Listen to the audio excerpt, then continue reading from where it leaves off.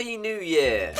2021 threw up a bunch of surprises, resignations, and more kissing than we'd like to have seen. But what does 2022 have in store? We reached out to 3 journalists and pollsters to ask what their political predictions are for the coming year.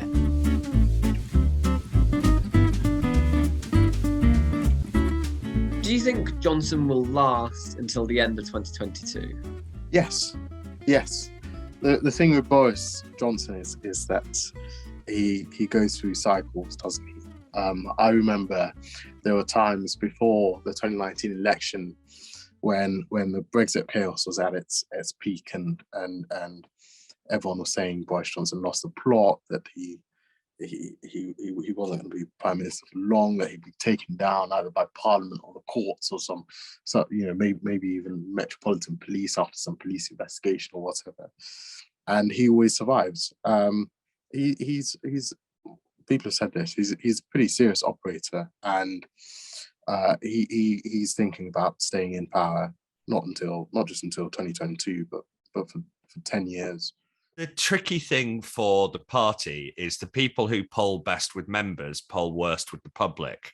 So the members absolutely love Liz Truss, but she isn't really like ballot box gold as far as general polling seems to show.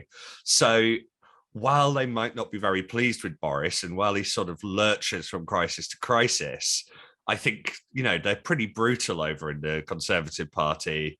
They'll look at the reality and think, who's most likely to keep my seat? And I think that'll probably, for now at least, carry on being Boris. Do you think Starmer will last? Do you think Starmer will get to 2023? It is very difficult to really pin down what the circumstances would be in which people in Labour felt that they were doing badly, because when it comes to anything like interpreting by-election results, local election results, the current polls, again, all of this is seen through quite a factional lens. So again, quite difficult to say, but Labour has certainly been performing more as you would expect an opposition party to recently, having had quite a weak run both in the polls and at the polls. So I would say that Starmer certainly looks safer than he did maybe a few months ago. Quite a lot of its best performers weren't willing to work in a Corbyn shadow cabinet. And so you had often some pretty average people who couldn't cut through on the beat. That has at least changed. People might not like the policies as much. Labour might not yet have a vision to offer, but there are better people out and around, actually from a lot of factions of the party. You can't call Angela Rayner a Labour right-winger. Lisa Nandy, once upon a time, would have been called soft left. And so you've actually got a broader range of the party represented, and yes, a better set of performers, even if Keir isn't himself cutting through all that much. Do you think there could be an early election? If you'd asked me a year ago, or even 6 months ago, I'd have said that he would go for an early election. I think now he will hold off because the tax situation, right? I think Boris Johnson and Rishi Sunak underestimated the level of anger they would trigger among grassroots Tories by raising national insurance and by raising corporation tax.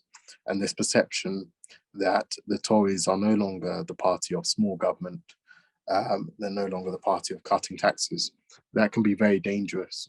And we saw it actually at the Bexley by-election, the Reform Party winning 7% of the vote. That's a tiny amount, but it's enough if replicated in other seats. It's enough to cause Boris Johnson some serious damage in the next election. I'm only 24, and it seems that it's been the longest time I've ever gone without having an election. It is quite strange. I mean, the last decade there were 4 elections. I don't think that's happened since the 1910s or 1920s. I can't remember. It was about 100 years in any case. Do you think that Labour can continue to kind of close that gap? What's sort of happened in the last bit of 2021 is the Conservatives sabotaging their own poll rating. And Labour's actually done a decent job of not screwing that up rather than closing the ground themselves. I think what's useful is there is a narrative emerging about the government that it's chaotic and it's corrupt. When you see the government losing support, in this case, it's because of specific issues. But in any case, the governing party loses support. An opposition party doing well should be in a position to scoop that up. They seem to have scooped some of it up, but it also seems to have gone to other parties and to the undecided column. So I think if Labour were looking to be winning the next election, or certainly being able to form a government after the next election, they would look to be doing a bit better at picking up dissatisfied Conservative voters or former Conservative voters at the moment. So I think that is a little bit of a concern for Labour at the moment. What would you say if you had to make the most out there, most surprising political prediction? Oof, that's always difficult, isn't it? Ooh, this is interesting. I mean, I guess if there was one thing that seems to be an underappreciated risk, it's perhaps the economy, and what happens if the rate of increase in the cost of living becomes a significant issue, or the response from the Bank of England and others in order to address that becomes a major economic issue. The economy has been low on the agenda in recent years, but largely because it tends to go up the agenda when there's a lot of unemployment. My big political prediction is that the issue of tax is going to really bite midpoint 2022, end of 2022, start 2023. It's going to become the big problem for the Conservatives, because it will be in the middle of I think March or April 2022 that people start paying this national insurance, this new health and social care levy. So people start feeling the impact. And my second big prediction is that net zero is going to really come back to haunt the Tories, because it's been easy announcing all these initiatives and all these new regulations, but they too will start coming into force at some point over the coming few years, and people find it much easier to talk about saving the planet than paying up. Trying to work out what will happen next week is tricky, and 6 months' time is impossible. I would go for this, actually. I think people will carry on yammering endlessly about the Progressive Alliance and electoral pacts, and nothing will happen. Because people sort of forget there is a reason that these aren't all one party already. Lib Dems aren't just Labour with a change of paint, and the Greens aren't the others with a change of paint. A lot of people remember the Lib Dems were one of the drivers of austerity. Lots of people have switched from Labour to Greens because they don't like Keir Starmer.